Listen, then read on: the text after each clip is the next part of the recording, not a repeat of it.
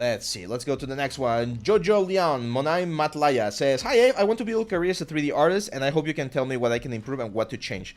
I'm focusing on props, or can you suggest for me to take another route, such as environment or characters, if props are not good enough?" Okay, cool. So again, first things that I see, first impression that I get is that we got a lot of basic stuff that does not deserve to be here. I've seen this guy so many times. Is this from a tutorial? Have you guys like seen this tutorial like on YouTube or somewhere? Because I feel like I've seen this like exact guy several times already. And that's a personal thing of mine. I don't particularly love when we use tutorials as portfolio pieces because you're not showing anything other than the fact that you can follow instructions, which could be good.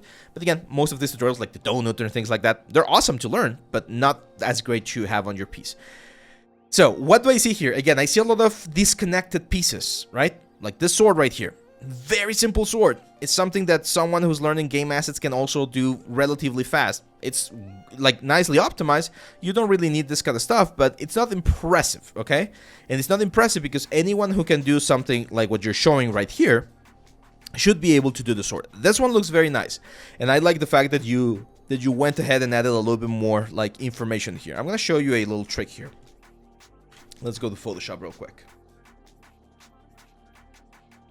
Let's see. I asked this on Discord directly, but I'd like to know if there are plans of hard surface character courses in the near future. That's a good question, Kang Miao. Not really. Not really. At least not from me. We're still open to having more people do tutorials here on our site as long as they love teaching and they have like cool things to share. But at least from me, I mean, maybe the one that's the soonest one might be the female anatomy course.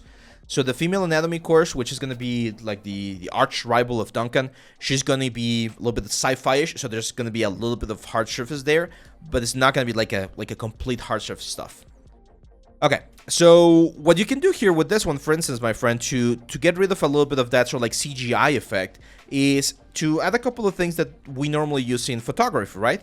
Such as vignette. Vignette's a sort of like a very common, easy way to bring the attention to the center of the scene, right? Hey, Wolf Girl, thank you for the sub, and welcome to the stream.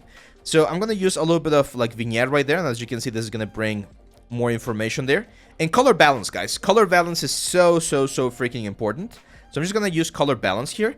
And just by changing a couple of the shadows and the highlights, because this is not something that you can easily do inside of the rendering engines, right? So what I can do here is I'm going to go to the shadows, and I'm going to make the shadows a little bit cooler. So I'm going to push the coolness of the shadows here. And then I'm going to go to the highlights. That's a very common one. And just cool shadows, warm highlights, right? Like that's a very easy way to generate something a little bit interesting. Then I'm gonna remove or lower the intensity of that layer. So it's just a little change right there. Hopefully you guys can see on your screens how this is like changing a little bit. And then play around with other things such as hue and saturation, for instance. I'm gonna desaturate this a little bit because usually, again, we tend to saturate things too much with 3D. And I personally also like using things like curves. Let's go there to curves. And you can see most of our elements are on the high points. So I'm gonna push a little bit of a highlights up. See that? So that little thing right there also changes the way we perceive the whole thing. So by grabbing all of these elements right here, you can see how we go from this that looks just like a very basic 3D render to this that might look a little bit more cinematic, okay? Just a little bit. Doesn't have to be too much. You can even change the hue here a little bit. Now, actually, oh, there's another trick you can do. If you fill a layer with just like a blue color, and you set this to something like, I don't know, yeah, like overlay or something, you can really bring this down 2%, 5%, something like that, and it's just like adding a little bit of a tint everywhere. And that also changes the way we perceive the whole thing. So it's just a way of changing the presentation a little bit here, my friend.